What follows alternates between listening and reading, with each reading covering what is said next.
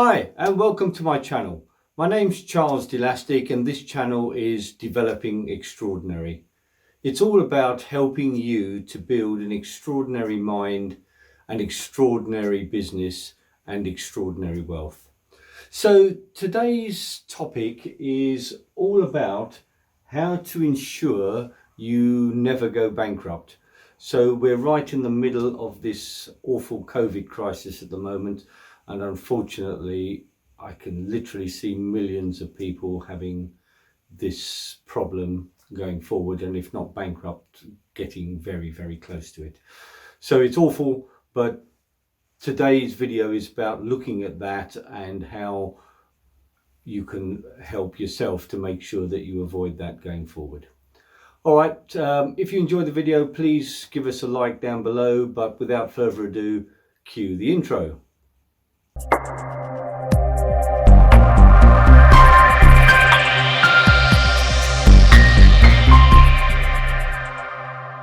Hi and welcome back. So as I said, today's video is especially succinct because we're in the middle of this COVID crisis, but it's trying to give people an idea on how to think about these things, and hopefully you are not in this problem and not being severely affected. So how can you make sure that when these sorts of things happen that you never go bankrupt?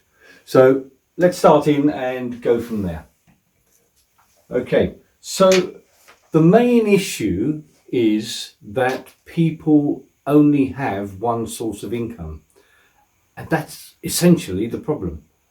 If you've only got one source of income, you've got no plan B, and therefore if that income stream disappears for no fault of your own necessarily, then you are the person with the severe problem. So what are you going to do about that is the question. So first of all, you build a contingency plan. So you always have a plan B in any planning. The plan isn't done until plan B, and preferably plan C, is also in place. What happens if something goes wrong? That's the question, and all planning and your life should be planned, at least to some degree, to make sure something as important as your income stream is as secure as possible while still achieving what you want to from your life. So what are the contingency plans and how do you get there? So what you do is you start off with looking at your expenditure. So I would strongly suggest, and I mean really strongly suggest, that you keep a record of every single thing that you spend money on. And there are numerous apps out there these days, and the banks provide them, where you can record all of your expenditure and you break it down into sections and you know exactly where it's going. Once you do that, you've got a good idea what gets measured, get managed effectively. It's a statement from the great Peter Drucker. And very simply, by knowing where the money's going, it gives you a much better methodology to control it. So knowing what your expenditure is, and then from that expenditure saying, well, okay, this is what we're spending. Absolute push came to shove, what could we cut and what would be the minimum levels of expenditure we could survive on? So therefore you've got a needs level and you've got a lifestyle level, and you should also have an aspirational level, and I refer to this in some of my other videos. So determining what your expenditure is really the fundamental starting block here.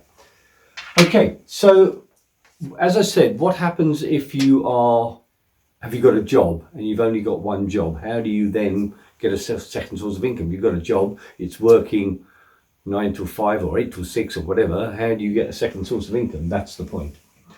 Okay, so the first thing you could do is, if you say, well, I can't do that, can I become more multi-skilled? Now, it's a really interesting thing here that says that some people believe to make a lot of money and become wealthy, they've got to be the best that they can be in their field, which is true to a degree. But to be the very best in any field takes a huge amount of effort, and only a very small proportion of people can be the best. However, if you develop two separate skills that fit together, Very few people have got those two separate skills that come together to enable them to be a relatively unique human being. So for me, it's my financial coaching and my business coaching. So there's two completely separate things that come together, and I try to be excellent in both of those. And actually, it's also life coaching for me. But okay, so I try to be excellent in those, and therefore two separate potential streams of income, right? But being multi-skilled never hurts if you're in employment. Okay, so the next thing is be more valuable. Well, if you are multi-skilled, by definition, you're more valuable to any company or any employer. Yeah. So how do you become more valuable? You look to improve your skills. I'm not talking about multi-skilled. So what I'm talking about there is two skill bases in which you're very high at. So a friend of mine is a fully qualified accountant, but he's also a great project manager, and he helps companies put financial systems in, and having those two skill bases makes him earn a huge amount of money. So here, by saying being more valuable within the company that you're in, how do you improve your skills? What does the company need? How can you be more valuable to your company? So if our people are getting let go in a crisis such as this, then you're less likely to get go because you've got more than one skill, right? And relationships. You wouldn't be the first person to lose their job because you didn't get on with your boss. Getting on with people above you and below you, the relationships you have in your company are extremely important. And sometimes people are great at their jobs, but they get let go simply because they're an AH, right? So don't be that person. Have great relationships with everybody you work with and work on those relationships. So also, if you're more valuable, you got more skills, you could potentially move company, yeah, where your skills are even better. And if you were to be let go within your job, you've kept your skill base high, and therefore you're much more employable somewhere else, even in a crisis. Okay, so that's if you're employed, and that's if you've got a job, right? Then also you should look at getting a second source of income. So how do we get a second source of income? So one of the things we can look at is your spouse. Well, is your spouse earning? That is a second source of income if you're a family, right? So if you're on your own, obviously that's not the scenario. But for instance, when I first started my financial services company, when I look back, I was completely insane, frankly. A year after we started, my wife left her job and started working with me. And yeah, we've been through some ups and downs, and we would lose both of our incomes because we're both in the same company. Mad, frankly.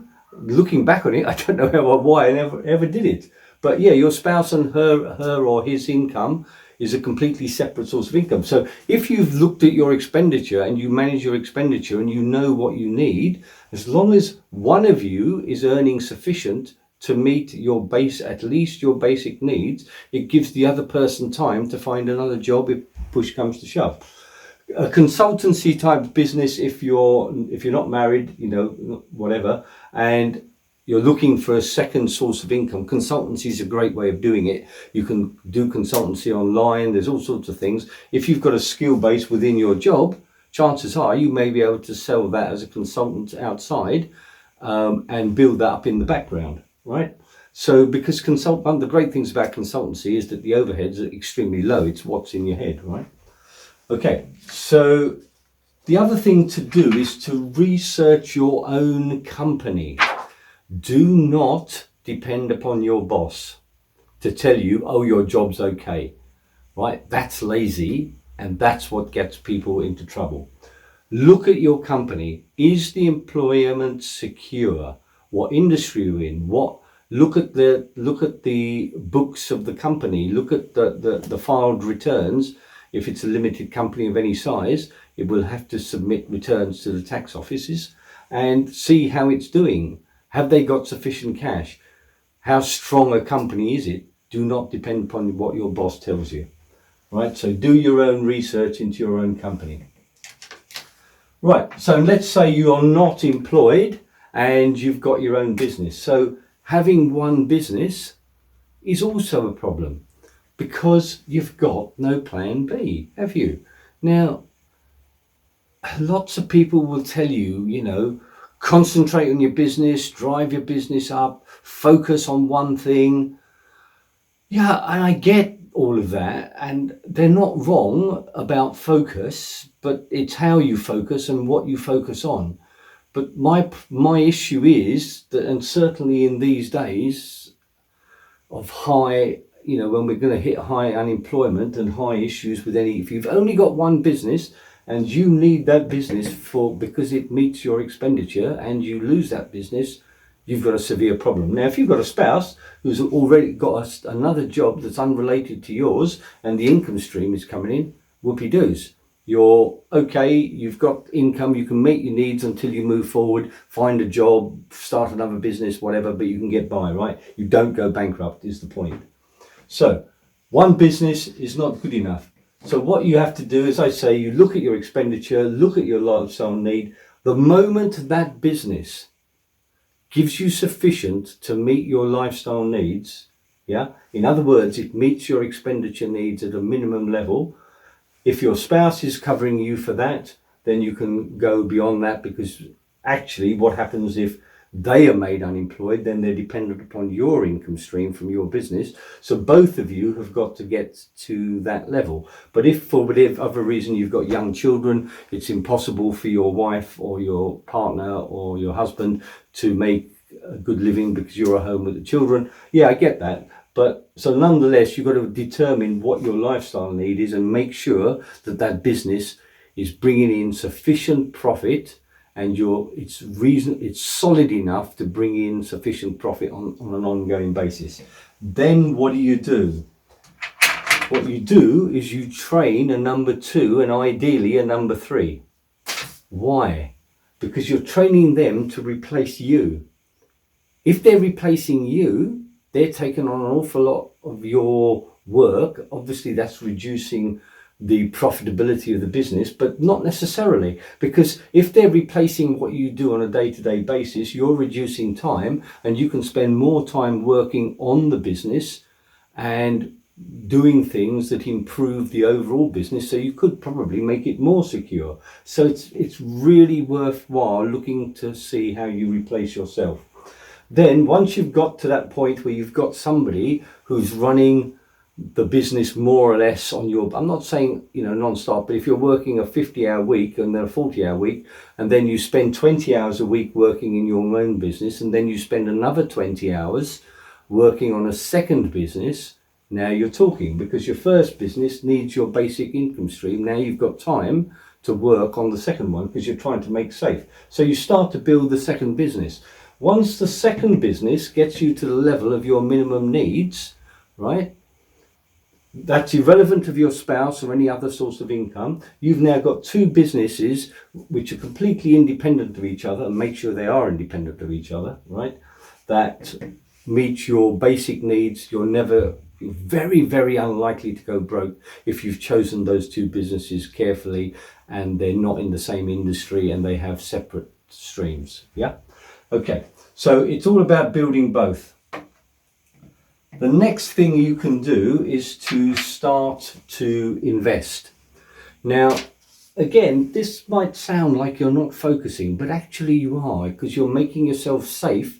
Because the worst thing is to lose all of your money, because to start from scratch is much harder than to start from at least a basic point where your time can be utilized to build it up. So while you're doing okay, start investing, stop spending so much.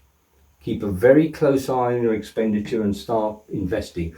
What are you investing in? You're investing in things that produce an income. So that becomes another income stream. So the wealthy, generally speaking, most wealthy people, and that's just what I do for a living, I deal with nearly all my clients are very wealthy people. They've generally got 2, 3, 4 sources of income. Billionaires, interestingly, have 7 sources of income on average. So this is not it's not just something I'm making up. It actually works in the real world. So investing and buying income producing assets, what are you trying to do with income producing assets? You're trying to effectively replace your earnings.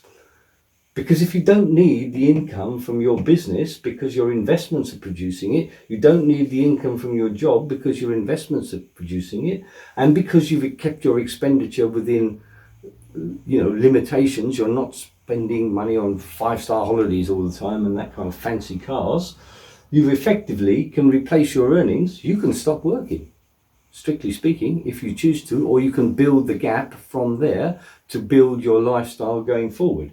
And that's what your investments do. So what are investments? So shares which produce dividends, for instance, or you can, properties, buy-to-let properties which are rented out to other people, produce income streams. So that's a whole separate thing that we would need to talk about on a separate video. But really, buying income-producing assets is important. Last and absolutely not least, insurance. Okay. What are you trying to do with insurance? This is about risk management once again, and avoiding going bankrupt is all about risk management. Having more than one income stream is about risk management. So insurance is really important. You can't get insurance when you need it. You can only get insurance when you pay for it before you need it. So if you run a business, professional indemnity insurance, how good is your policy? Will it cover you? What happens if you've got something goes wrong, the what ifs, what happens if you have a flood, what happens if you have a fire, what are your contingency plans around your business if you've got a business. Any person especially should have normal personal insurance. What happens if you die? What's the impact on your family? What happens if you get a serious illness, cancer, heart attack, something like that? What's the impact on you and your family? What happens if you're working and you lose your job, or you lose your job because you're too ill to work?